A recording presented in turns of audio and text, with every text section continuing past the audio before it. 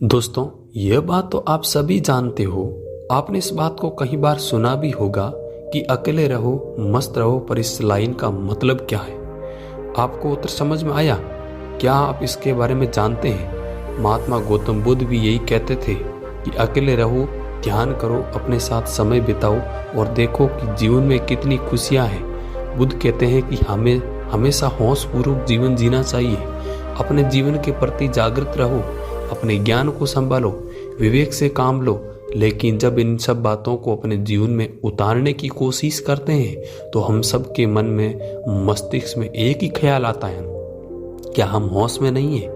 क्या हम अभी बेहोश हैं? हम लोग तो बेहोश उस मनुष्य को मानते हैं जो मूर्छित हो जाता है और अपनी आंखें नहीं खोलता, उसी को हम कहते हैं कि ये होश में नहीं है। लेकिन गौतम बुद्ध हमें हमेशा कहते रहते हैं कि होश में रहो, जागृत रहो। क्या हम हमेशा सोते ही रहते हैं? हम तो केवल रात्रि को ही सोते हैं, दिन में तो जागते रहते हैं। फिर बुद्ध ऐसा क्यों कहते हैं? हमें समझ में नहीं आता कि बुद्ध हमें क्या कहना चाहते हैं। गौतम बुद्ध कहते हैं कि अपने ज्ञान का प्रयोग करो। क्या हमें अपनी बुद्धि का प्रयोग करना नहीं आता? क्या हम किसी चीज के बारे में नहीं जानते? क्या हमें किसी से बात करना नहीं आता? क्या हमें कुछ भी नहीं आता? तो फिर हम कैसे चल रहे हैं? कहाँ कैसे रहे हैं? किसी से बात कैसे कर रहे हैं? क्या हम ये सब बिना जाने ही कर रहे हैं, बिना बोध के ही कर रहे हैं? अगर हम अपनी बात करें तो हम ही नहीं, सभी व्यक्ति को सब कुछ पता है। क्या कोई ऐसा व्यक्ति है इस दुनिया में जो यह कह दे कि उसे कुछ भी नहीं पता है या फिर वो कम जानता है?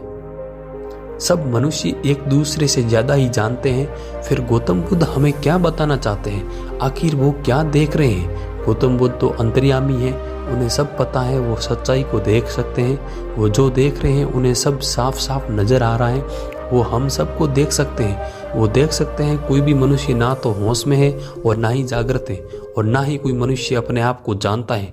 वो ऐसे ही जिंदा लाश की तरह जी रहे हैं। कहने को तो हम सभी मनुष्य हैं, सर्वश्रेष्ठ हैं, लेकिन जब हम अपने भीतर जाकर देखते हैं तब हमें पता चलता है कि हम कितने श्रेष्ठ और कितने नहीं। आज हम होश में रहना, जागृत रहना, अपने आप को समझना, इन सब बातों के बारे में जानेंगे। बस आप इस कहानी को ध्यान से और पूरी सुनना और समझना। एक नगर के बाहर एक गुरु रहा करते थे। वो गुरु अपने आश्रम में अपने शिष्यों के साथ रहते थे। उनके बारे में यह कहा जाता था कि उनका शिष्य बनना आसान नहीं है। जो परीक्षा लेते हैं उन परीक्षाओं से डर कर ही शिष्य भाग जाते हैं। उन गुरु के कुछ ही शिष्य थे। एक दिन वो युवराज उनके आश्रम में आया। वो लगभग 15-16 साल का था। वो ये ठान कर आया था कि अगर मुझे किसी गुरु का शिष्य बनना है तो मैं उन्हीं गुरु का शिष्य बनूं। वह गुरु के सामने आया और उनसे बोला कि गुरुदेव, मैंने सुना है कि आप इस धरती पर सबसे अच्छी तलवारबाजी सिखाते हैं। क्या मैं भी आपसे तलवारबाजी सीखना चाहता हूँ तो आप सिखा सकते हो? और 1 बरस में ही मैं इस धरती का सबसे अच्छा तलवारबाज बनना चाहता हूँ, ताकि मैं किसी से भी युद्ध में ना हार सकूं, सबको पराजित कर सकूं। गुरु ने उस युवराज को ध्यान से देखा तो कहा कि तुम तो मेरी पहली परीक्षा में फेल हो गए। मैं ऐसे ही किसी को शिष्य नहीं बनाता जो समय बांध कर आता है। 1 वर्ष किसने देखा? युवराज ने कहा। तो गुरुदेव, आप ही मुझे बता दीजिए कि मुझे ये सीखने में कितना समय लगेगा। गुरु ने कहा कि 1 क्षण भी लग सकता है और 1 दिन भी लग सकता है, 1 महीना और 1 साल भी लग सकता है, या फिर तुम्हें पूरी जीवन ही सीखना ना पड़े। तुम सोच लो, अगर तुम मेरे शिष्य बन गए तो यहाँ से भाग नहीं पाओगे। युवराज ने गुरु की शर्त को स्वीकार कर लिया और गुरु का शिष्य बन गया। अगले दिन युवराज सुबह सुबह ही अभ्यास करने के लिए लकड़ी की तलवार लेकर गुरु के पास आया और गुरु से कहने लगा, बताइए गुरुदेव, मुझे क्या करना है? आज से ये अभ्यास शुरू कर देते हैं। गुरु ने कहा, तुम्हें पूरी आश्रम की सफाई करनी है। गुरु की बात सुनकर वो शिष्य चौंक गया और गुरु से बोलने लगा कि गुरुदेव, मैं तो तलवारबाजी सीखने आया था, साफ सफाई करने के लिए नहीं। गुरु ने कहा कि वो मैं देख लूंगा। जो काम मैंने तुम्हें दिया है उसको करो, और जब तक मैं तुम्हें कुछ ना बोलूं तब तक तुम्हें रोज आश्रम की सफाई करनी है और दूसरे सारे काम निपटाने हैं। जो तुम्हें मैंने काम दिए हैं। शिष्य फिर से आश्रम की साफ सफाई करने में लग गया। उसे ऐसे लग रहा था कि गुरु उसकी परीक्षा ले रहे हैं। शायद आसन की साफ सफाई और बाकी काम करने की परीक्षा वो ले रहे हैं। फिर युवराज बारीकी से पूरे आश्रम की सफाई करने में लग गया। एक दिन गुजरा, एक हफ्ता गुजरा, एक महीना गुजरा, पर गुरु ने उसे एक भी दिन तलवारबाजी नहीं सिखाई, उसे एक बार भी अभ्यास के लिए नहीं बुलाया। वो युवराज परेशान होने लग गया। अब उसका मन साफ सफाई में नहीं लग रहा था। अब गुरु के पास में पता नहीं क्या क्या सोचता रहता। कभी बीती रातों को कोसता तो कभी उस दिन को कोसता कि इस आश्रम में गुरु के पास तलवारबाजी देखने आया था या सीखने आया था। और ऐसे करते करते उसने 1 वर्ष बिता दिया। अब उसका धैर्य भी टूट गया। वो गुरु के पास गया और गुरु से कहा, आपने मुझे अभी तक कुछ भी नहीं सिखाया। अगर आप मुझे सिखाते तो 1 वर्ष में एक श्रेष्ठ तलवारबाज बन जाता। फिर गुरु ने शिष्य को देखा और उनके पास पड़ी लकड़ी की तलवार से युवराज पर जोरदार प्रहार किया और युवराज से बोले, जाओ और सफाई करो युवराज। युवराज को बहुत जोर से लगी। फिर वो भागकर अपने काम में लग गया। उस दिन के बाद जब भी गुरु उसके पास से निकलते तो उस लकड़ी की तलवार से उसके पीछे हाथ पैर पर तो लगा देते थे। युवराज परेशान हो गया था। युवराज को लगने लगा कि गुरु पागल हैं, तलवारबाजी तो सिखा नहीं रहे। जब भी मेरे पास से निकलते हैं तो मेरे 1-2 तलवार लग जाती है। तलवार की उसे दिन में कई बार पड़ जाती थी। अब तो युवराज कुछ और सोचता ही नहीं। वो साफ सफाई कर रहा है या फिर आराम कर रहा है, खाना बना रहा है, उसे तो बस गुरुदेव की मार से बचना पूछा था। पर हद तो तब हो गई जब वो सो रहा था और गुरु उसे 2-4 लगा गए। और उसके साथ ही होता वो हमेशा ही चौकन्ना रहता कि कहीं गुरुदेव आ तो नहीं रहे, कहीं फिर से गुरुदेव मारने वाले हो। नींद में भी सोते सोते वो जागृत रहता। थोड़ी सी भी आहट होती तो उसकी आंखें खुल जाती थी। वो सो तो जाता था पर उसे आसपास क्या हो रहा है उसे सब पता रहता था। वो इसी को होश कहते हैं। सोते हुए भी जागना, होश में रहना ही होश नहीं बल्कि आपके साथ आपके आसपास क्या घटित हो रहा है और आपकी सोच कहाँ है। कहीं भूतकाल में तो नहीं अटकी हुई है या फिर भविष्य की तो नहीं है। आप वर्तमान में ही तो हैं। अपना होश खो देता, वो अपने विचारों में बह जाता, पुरानी और आने वाली बातों को सोचने लगता और उसी समय उसका होश टूट जाता और इधर उधर से निकलते हुए गुरु उसे 2-4 लगा जाते। 2 वर्ष तक ऐसे ही चलता रहा। जब भी शिष्य किसी विचार में उजलता तो गुरु आते और उसे 2-4 लगा जाते। इन 2 वर्षों के अंदर उस शिष्य का होश इतना मजबूत हो गया कि किसी के आने की आड़ तक सुनाई देती थी। वह दूर से ही सुन लेता था और सावधान हो जाता था। एक दिन गुरु ने जब उस पर तलवार से प्रहार किया तो उस शिष्य ने अपने आप को बचा लिया। ये देखकर गुरु बड़े खुश हुए और उन्होंने कहा कि शिष्य, अब तुम होश में आ गए हो। अब तक तो तुम बेहोश थे। अगर तुम्हें ये होश पहले हो जाता तो तुम मेरे से इतने पिटते नहीं थे। हम भी हमारी जिंदगी में इसीलिए सफल नहीं हो पाते। हमारी जिंदगी में असफलता ने घेर रखा होता है क्योंकि हम कभी होश में रहते ही नहीं, जो है उसमें नहीं जीते हैं। हम तो विचारों के जीवन में जी रहे होते हैं जो हमारे अंदर ही पैदा होते हैं और हमें हमेशा ही दूर पता नहीं कौन सी दुनिया में ले जाते हैं। होश में आने के बाद जो पहली चीज पैदा होती है वो होता है बोध। वर्तमान का बोध हमें जो कि हर पल हर क्षण में जीवित रखता है, उसे जीते हैं और अपने आसपास हो रही गतिविधियों की जानकारी हमें होती है, ज्ञान रहता है। इन चीज़ों को हम बेहोशी की हालत में छोड़ देते हैं। क्या आपने कभी इस बात पर गौर किया है कि जब आप घर में से कहीं जाने के लिए निकलते हैं तो रास्ते में आपने क्या क्या देखा? आपको रास्ता याद रहता है, आपको जहाँ जाना होता है आप वहाँ पहुँच जाते हैं, पर आपको यह भी पता नहीं रहता कि अपने रास्ते में क्या क्या देखा।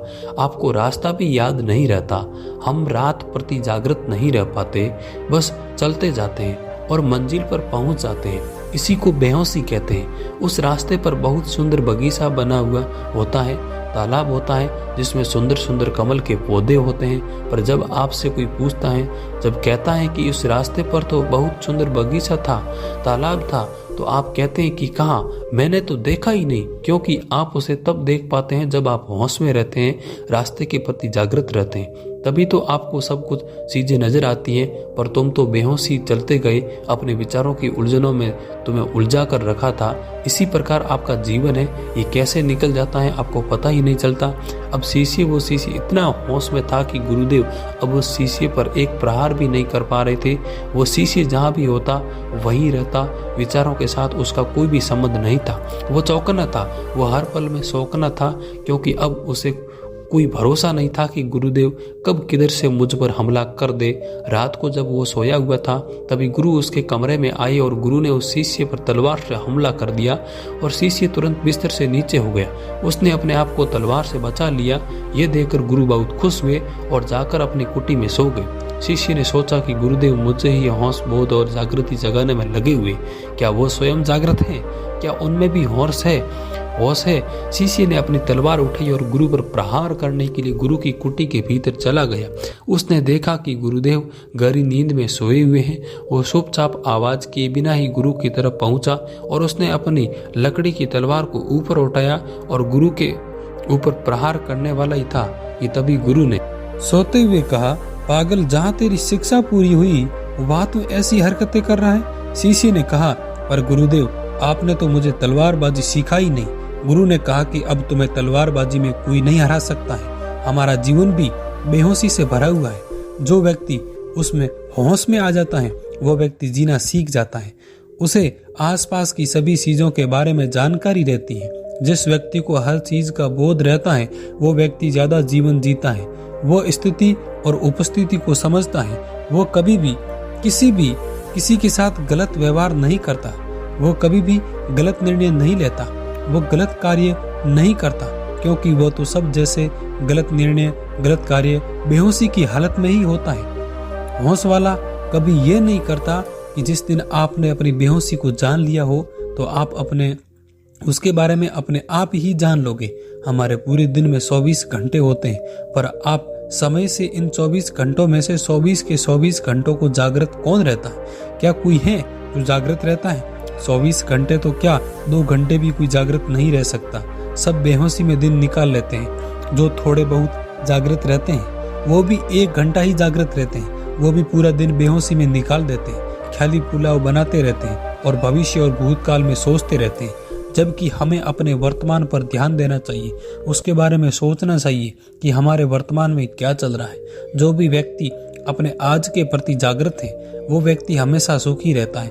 हमें तो पता ही नहीं रहता कि आखिर हमें चाहिए क्या। अभी तो हम पद के पीछे भागते हैं और कभी हम प्रतिष्ठा के पीछे भागते हैं, लेकिन हम किन चीजों को पाना चाहते हैं? सुख या सुविधा या कुछ नहीं। कई बार हम देखते हैं कि एक राजा जिसके पास सब कुछ है, सभी प्रकार की सुख सुविधा है, पर फिर भी वो कुछ नहीं है। क्यों? आखिर किस चीज की कमी है?